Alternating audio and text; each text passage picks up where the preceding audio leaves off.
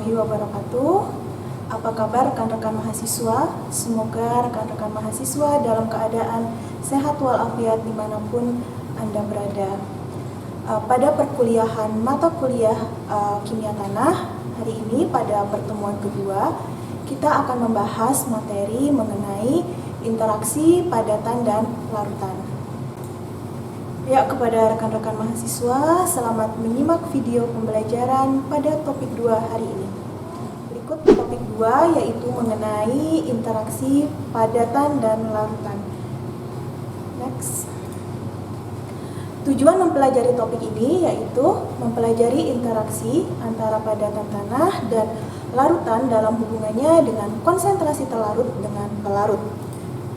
Ya, berikut ada studi kasus. Jadi, mengapa telur mentah membengkak atau menyusut ketika ditempatkan di dalam larutan yang berbeda, di mana satu telur direndam di dalam air murni dan satu telur lagi direndam di dalam air sirup.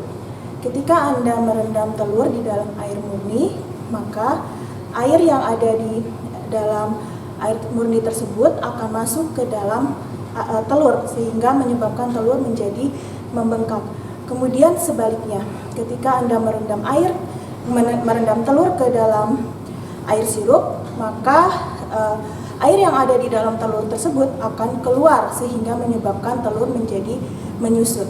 Peristiwa ini dapat terjadi karena adanya peristiwa osmosis, di mana membran telur itu bersifat semi permeable selektif, yang artinya di sini air dapat masuk, namun protein yang ada di dalam telur tidak dapat keluar. Di sini artinya air tersebut akan berpindah dari larutan yang encer ke larutan yang lebih tinggi, sehingga mengapa ketika telur mentah ditempatkan di dalam air sirup akan menyusut, dan ketika telur mentah direndam di dalam air murni akan membengkak. Nah, sebelum kita masuk ke materi, kita harus mengetahui dulu apa itu pengertian dari larutan. Larutan adalah campuran dua zat atau lebih dalam satu fase, di mana satu konstituennya biasanya dianggap sebagai pelarut dan yang lainnya dianggap sebagai terlarut. Nah, berikut adalah bagian-bagian dari larutan yang terdiri dari terlarut dan juga pelarut. Terlarut ialah bagian dari larutan yang dilarutkan, biasanya jumlahnya yang lebih kecil dibandingkan dengan pelarut. Sedangkan pelarut adalah bagian dari larutan yang melarutkan zat terlarut, biasanya jumlahnya lebih besar daripada zat terlarut. Nah, gabungan dari zat terlarut dan pelarut ini akan menghasilkan namanya yang disebut dengan larutan. Berikut beberapa contoh. Jadi di sini ada zat terlarut dan ada pelarut. Misalnya zat terlarutnya adalah padat, kemudian pelarutnya adalah padat. Contohnya yaitu misalnya perak dalam platina. Contoh kedua misalnya garam di dalam air, di mana garam adalah zat terlarutnya berupa padatan, sedangkan air adalah pelarutnya berupa cairan. Selanjutnya yaitu hidrogen dalam platina, di mana hidrogen ini merupakan zat terlarutnya berupa gas dan platina ini merupakan pelarutnya yaitu berupa padatan. Selanjutnya yaitu alkohol dalam air, di mana alkohol itu merupakan zat terlarutnya yang berupa cairan dan air adalah pelarutnya yang juga berupa cairan. Selanjutnya yaitu karbon dioksida dalam air, di mana seperti yang kita ketahui bahwa karbon dioksida itu berupa gas dan di sini berperan sebagai zat terlarut, dan air adalah pelarutnya yang berupa cairan. Yang terakhir yaitu udara, ya, di mana udara ini merupakan campuran semua gas. Jadi di sini udara zat terlarutnya adalah berupa gas, kemudian pelarutnya juga berupa gas. Ya, di sini larutan dapat diklasifikasikan sebagai larutan jenuh dan tidak jenuh, di mana larutan jenuh ini mengandung jumlah maksimum zat terlarut yang larut pada suhu tertentu. Sedangkan larutan tak jenuh di sini mengandung kurang dari jumlah maksimum zat terlarut yang dapat larut pada suhu tertentu. Nah, ini adalah beberapa gambar di mana ketika larutan tersebut jenuh dan tak jenuh. Di mana kalau larutan jenuh itu mengandung jumlah zat maksimum, di mana di ruang porinya juga sudah dipenuhi oleh air. Sedangkan jika tak jenuh itu masih ada udara di dalamnya, dan yang terakhir itu adalah beberapa gas di dalam suatu zat tersebut. Selanjutnya yaitu larutan supersaturasi, di mana larutan supersaturasi ini mengandung lebih banyak zat terlarut daripada yang mungkin untuk dilarutkan. Nah, di sini ada larutan lewat jenuh tidak stabil. Artinya di sini kejenuhan hanya bersifat sementara dan biasanya dicapai dengan salah satu cara dari dua cara sebagai berikut. Yang pertama, misalkan bisa menghangatkan pelarut agar lebih larut lalu dinginkan. Jadi agar untuk mengurangi kejenuhan tadi, atau karena kejenuhannya bersifat sementara, jadi pelarut tadi dapat dihangatkan agar lebih mudah larut, kemudian baru didinginkan. Yang kedua yaitu uapkan sebagian pelarut dengan hati-hati agar zat terlarut tidak memadat dan keluar dari larutan. Nah, ini adalah salah satu aplikasi larutan lewat jenuh adalah pada pembuatan garam dari air laut atau heat pack. Nah, di sini dalam proses pembuatan natrium klorida atau yang biasa disebut dengan garam dapur.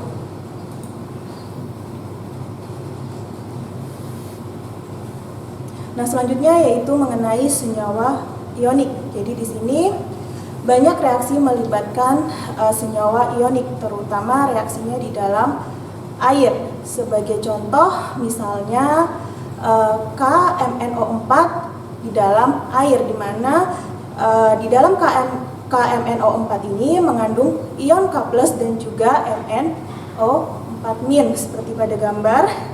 Di dalamnya juga ada ikatan molekul airnya.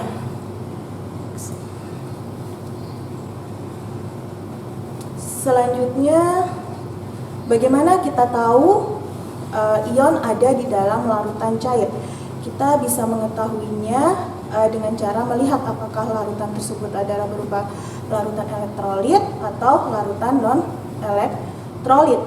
Nah, di sini larutan elektrolit ialah larutan yang bisa menghantarkan arus listrik. Ya, jadi di sini contohnya yaitu ada HCl, MgCl, dan NaCl. Tiga contoh ini adalah termasuk ke dalam elektrolit kuat, di mana semua senyawa tersebut terdisosiasi semuanya atau hampir semua menjadi ion. Kemudian yang kedua yaitu larutan non-elektrolit. Jadi kalau larutan non-elektrolit ini adalah tidak dapat menghantarkan listrik, ya, karena tidak ada ion di dalamnya. Contohnya seperti gula, etanol, dan etilen glikol. Selanjutnya yaitu elektrolit di dalam tubuh. Ternyata di sini tubuh juga membutuhkan elektrolit yang berfungsi untuk yang pertama yaitu membawa pesan ke dan dari otak sebagai sinyal listrik. Kemudian yang kedua yaitu sebagai pertahanan fungsi seluler. Nah, elektrolit ini dapat dibuat sendiri dengan cara yang pertama yaitu menimbang gula sekitar 50 sampai 70 gram gula pasir, kemudian siapkan 1 liter air hangat, kemudian tambahkan sejumput garam, kemudian tambahkan 200 ml labu buah bebas gula atau seperti sirup, kemudian campurkan dan dinginkan serta campuran tadi dapat diminum. Selanjutnya yaitu menghitung konsentrasi terlarut. Jadi konsentrasi terlarut ini merupakan jumlah zat terlarut dalam larutan. Di ditentukan oleh konsentrasinya, di mana satuannya yaitu mol per liter.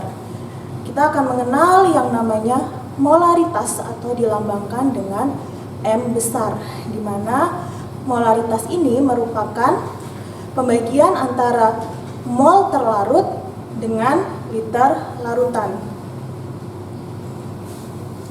Misalkan di sini 1 liter air digunakan untuk membuat 1 liter larutan. Maka di sini volume air akan tetap 1 liter setelah digunakan untuk membuat 1 liter larutan. Jadi 1 liter dari 0,1 molar CuSO4.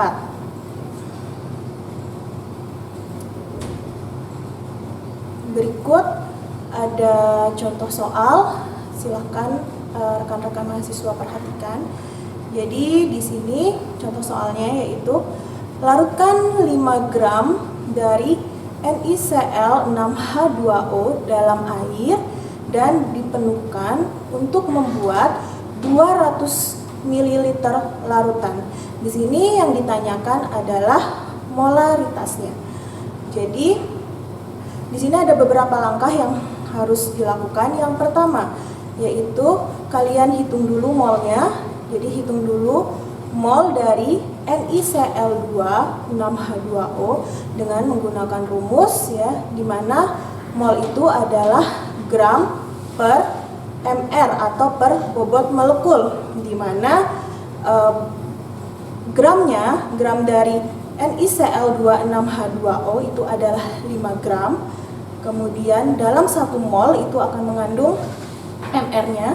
Jadi 1 mol NiCl2 6H2O itu mr-nya adalah 237,7 gram, sehingga diperoleh hasil yaitu 0,0210 mol. Itu adalah mol dari NiCl6H2O. Kemudian langkah kedua yaitu hitung molaritasnya. Menghitung molaritas dengan menggunakan rumus yang tadi. Jadi mol terlarut dibagi dengan liter pelarut, di mana mol zatnya itu adalah 0,021, kemudian liter larutannya atau liter pelarut itu adalah 250 ml. Jangan lupa diubah dulu ke liter ya. Jadi 250 ml kita ubah menjadi liter, menjadi 0,250 liter, sehingga hasilnya adalah 0,0841 molar. Sehingga molaritas dari NiCl26H2O adalah sebesar 0,0841 molar.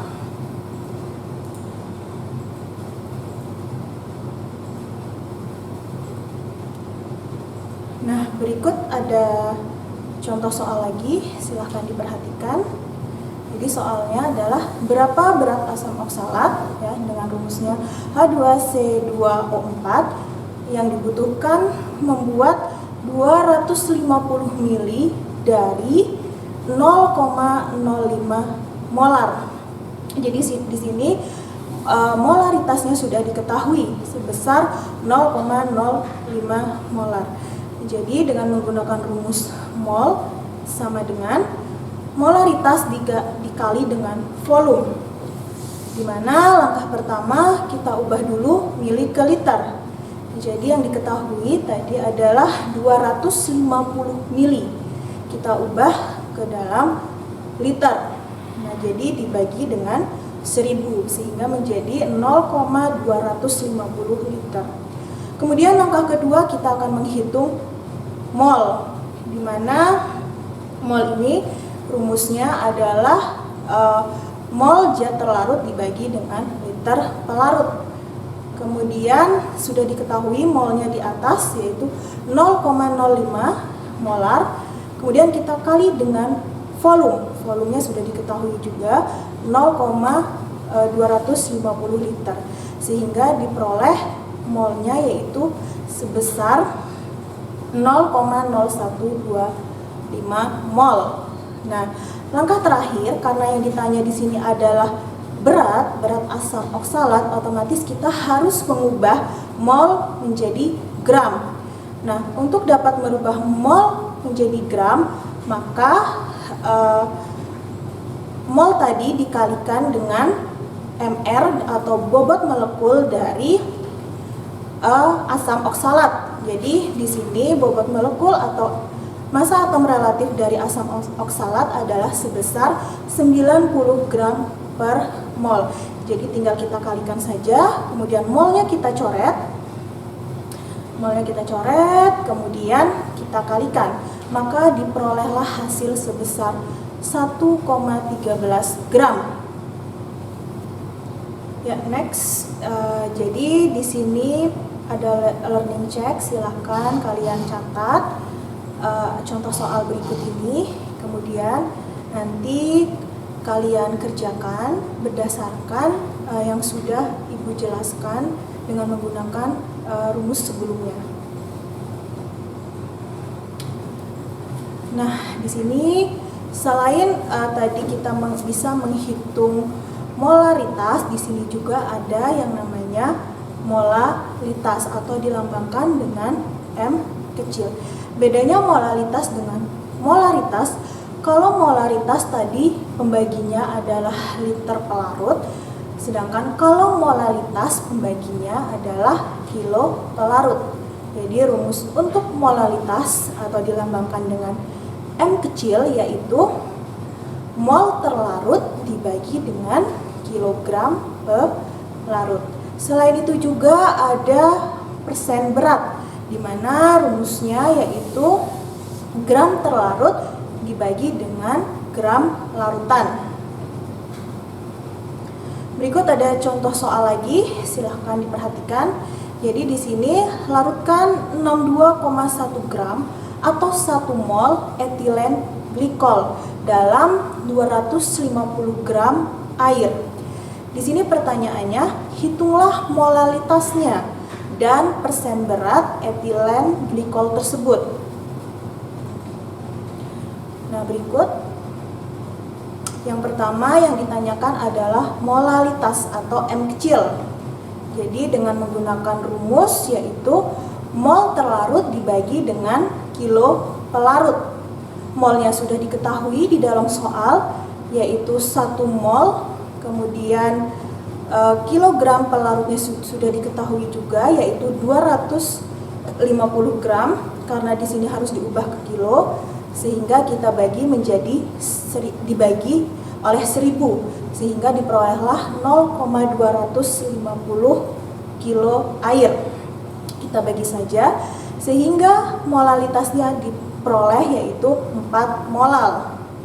Selanjutnya yang ditanyakan adalah persen berat dari etilen glikol. Kita masukkan saja rumusnya. Jadi rumusnya adalah gram terlarut dibagi dengan gram larutan. Nah, gram terlarutnya juga sudah ada, 62,1 gram. Kemudian gram larutannya, jangan lupa kalau larutan itu terdiri dari zat terlarut dan juga pelarut, sehingga harus dijumlahkan. Jadi kita jumlahkan 62,1 gram ditambah dengan 250 gram. Kemudian kita kalikan dengan 100%. Sehingga persen berat untuk etilen glikol diperoleh sebesar 19,9%. Ya, selanjutnya next sebelumnya. Nah, di sini ada contoh soal. Silahkan seperti tadi kalian catat dulu, kemudian nanti dikerjakan. Next. Dan berikut juga kalian catat dulu, kemudian nanti dikerjakan dan akan kita bahas minggu depan. Selanjutnya, contoh perhitungan lagi mengenai molalitas. Jadi di sini diketahui 25 gram NaCl dilarutkan dalam 5000 ml air. Pertanyaannya adalah hitunglah molalitas larutan tersebut. Masih sama menggunakan rumus molalitas yang tadi, yaitu mol terlarut dibagi dengan kilo pelarut.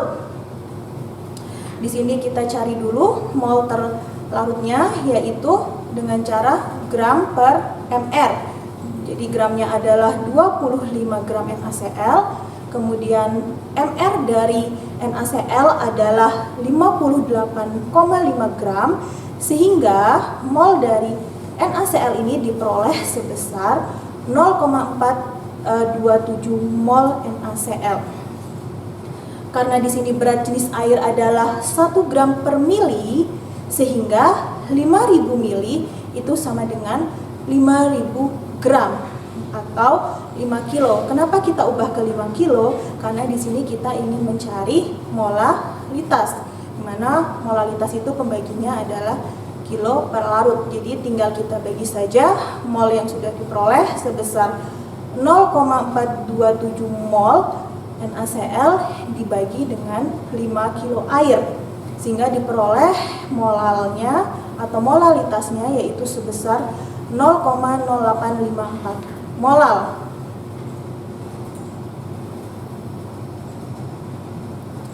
Selanjutnya kita akan membahas mengenai sifat koligatif. Jadi di sini sifat koligatif ini hanya tergantung pada jumlah relatif partikel terlarut, tetapi tidak pada jenis partikel terlarut. Itu yang perlu digarisbawahi. Jadi saat menambahkan zat terlarut ke pelarut, sifat-sifat pelarut akan diubah atau akan berubah, seperti tekanan uapnya menurun, kemudian titik lelehnya menurun, dan titik didihnya meningkat. Itulah yang disebut dengan sifat koligatif. Nah, di sini perubahan titik beku, di sini ada 2 contoh, ada air murni, kemudian yang kedua ada larutan etilen glikol ya. Kemudian seperti yang kita ketahui bahwa titik beku larutan itu lebih rendah, atau titik beku larutan dari etilen glikol tadi itu lebih rendah bila dibandingkan pada pelarut murni. Sehingga apabila air murni itu akan membeku pada suhu 0 derajat Celcius dan akan mendidih pada suhu 100 derajat Celcius, namun untuk etilen glikol karena titik bekunya lebih rendah, otomatis etilen glikol ini akan lebih cepat mencair. Berikut adalah aplikasi umum dari penurunan titik beku. Sebagai contoh di sini ada propilen glikol dan etilen glikol. Ini adalah merupakan zat anti beku. Ya, jadi 2 contoh ini adalah zat anti beku. Kemudian selanjutnya seperti gambar di atas. Nah, di sini kita lihat bahwa untuk memecahkan es atau salju di jalanan itu kita dapat menaburkan NaCl dan juga CaCl. Jadi untuk menurunkan titik beku dari larutan tersebut. Next. Ini sama yang tadi. Jadi untuk menurunkan dari titik beku maka digunakan campuran garam berupa NaCl dan juga CaCl2. Tujuannya apa? Tujuannya adalah untuk menurunkan titik beku agar salju tersebut menjadi cepat mencair.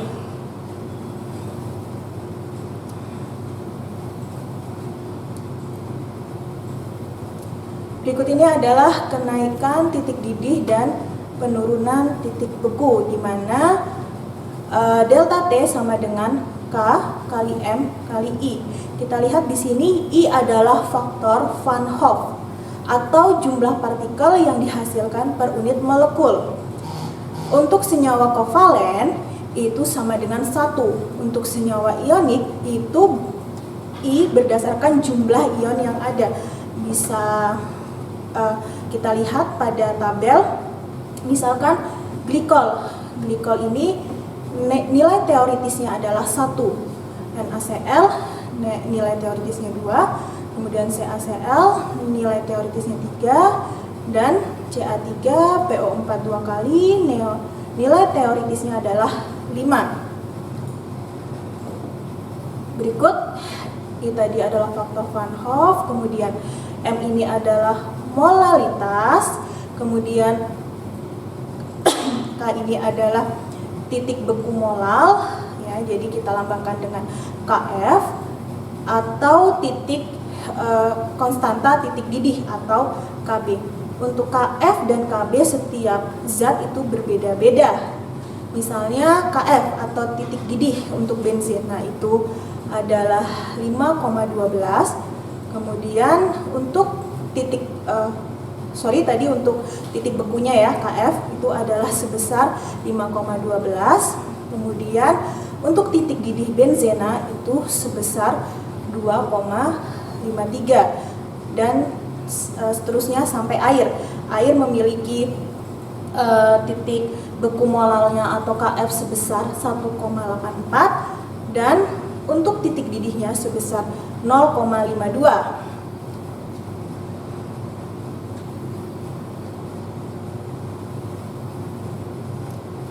Selanjutnya yaitu ini ada contoh soal mengenai perubahan titik didih. Coba perhatikan baik-baik soalnya, yaitu larutkan 62,1 gram glikol atau 1 mol dalam 250 gram air. Yang ditanyakan adalah berapa titik didih larutan tersebut. Kita tahu bahwa titik didih air tadi adalah sebesar 0,50 derajat Celcius. Kita dapat lihat pada KB tabel tadi. Kemudian kita menggunakan rumus delta T BV atau delta T atau perubahan titik didih larutan dikali dengan titik beku, koefisien titik beku, dikali dengan molal, dikali dengan faktor Van Hoff tadi. Nah, ada beberapa langkah yang harus diperhatikan untuk menghitung contoh soal ini. Yang pertama, kita harus menghitung molalitas larutan karena belum diketahui di dalam soal. Jadi caranya adalah untuk menghitung molalitas adalah mol zat dibagi dengan kilo pelarut, atau mol terlarut dibagi dengan kilo pelarut.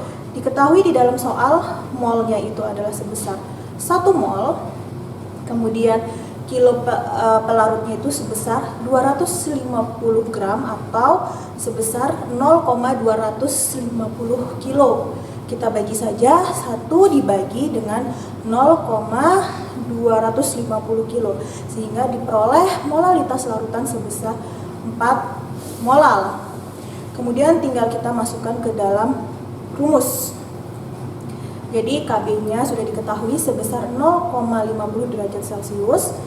Molalitasnya sudah diketahui 4 molal, dan I-nya juga karena ini adalah glikol tadi seperti pada tabel sebelumnya itu diketahui untuk glikol itu nilai teoritisnya adalah 1, sehingga diperoleh perubahan titik didih larutan itu sebesar 2,08 derajat Celcius.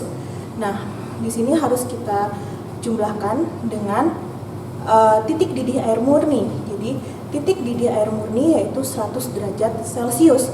Jadi 100 ditambah dengan 2,08 derajat Celcius sehingga diperoleh titik didih larutan sebesar 102,08 derajat Celcius. Seperti itu.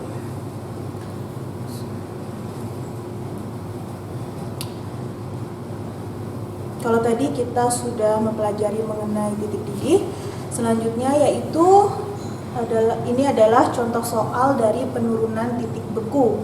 Jadi di sini hitunglah titik beku 4 molal glikol dalam larutan air, di mana titik bekunya sudah diketahui untuk glikol atau untuk air tadi sebesar 1,86 derajat Celcius per molal. Lihat pada KF tabel, kemudian sama rumusnya, perubahan titik beku sama dengan koefisien titik beku dikali molal dikali dengan faktor Van Hoff. Nah, kita lihat di sini KF-nya adalah 1,86 derajat Celcius dikali molalitasnya yaitu 400, kemudian dikali I-nya yaitu 1. Sehingga diperoleh penurunan titik beku yaitu sebesar 7,44. Kemudian kita jumlahkan juga kurangi maksudnya ya.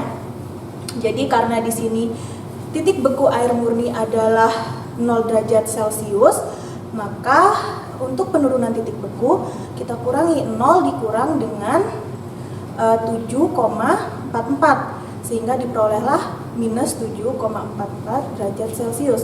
Di sini artinya larutan tersebut akan membeku pada suhu minus 7,44 derajat Celcius.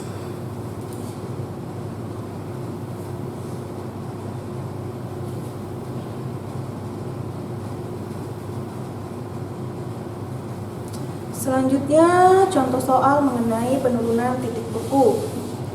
Pada suhu berapa larutan 5,4 molal NaCl akan membeku? Menggunakan rumus perubahan titik beku ya, sama dengan koefisien titik beku dikali molalitas dikali dengan faktor Van Hoff, di mana Kf-nya sama untuk air yaitu 1,86 derajat Celcius dikali dengan molalnya sudah diketahui, molal NaCl yaitu sebesar 5,4 molar. Kemudian untuk I-nya, karena ini adalah NaCl seperti tabel nilai teoritis tadi, untuk NaCl yaitu 2, sehingga diperoleh perubahan titik beku sebesar 20,1 derajat Celcius. Kemudian karena seperti tadi air murni itu membeku pada suhu 0 derajat Celcius, jadi kita kurangi dengan 20,1 sehingga diperoleh minus 20,1 derajat Celcius. Artinya larutan NaCl tersebut akan membeku pada suhu minus 20,1 derajat Celcius. Ini ada beberapa hal yang harus diperhatikan dalam persiapan larutan. Yang pertama, dalam persiapan larutan, pastinya kita harus menimbang zat pelarut padat dan larutkan dalam jumlah tertentu pelarut. Kemudian yang kedua, kita juga dapat mengencerkan larutan pekat untuk menghasilkan larutan yang kurang pekat atau yang disebut dengan pengenceran.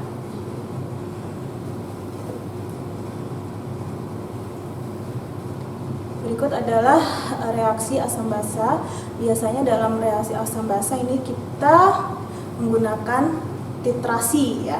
Sebagai contoh di sini adalah asam oksalat ya. Dia berupa asam kemudian dengan NaOH. Kemudian kedua zat tersebut kita titrasi untuk mengetahui reaksi asam basanya. Next. Nah, ini dia pengaturan untuk titrasi asam dengan basa. Jadi yang pertama kita siapkan Erlenmeyer berisi sampel yang akan dianalisa. Setelah siap, kemudian langkah selanjutnya adalah buret 50 ml yang berisi NaOH yang konsentrasinya sudah diketahui. Jadi diisi buret tersebut dengan 50 ml NaOH. Selanjutnya NaOH dengan pelan dimasukkan ke dalam sampel untuk dilakukan titrasi. Jika jumlah NaOH dari buret sama dengan jumlah ion H dari zat yang dianalisis, maka indikator akan berubah warna. Jadi kita lihatnya adalah dari perubahan warna yang ada di dalam Erlenmeyer tersebut.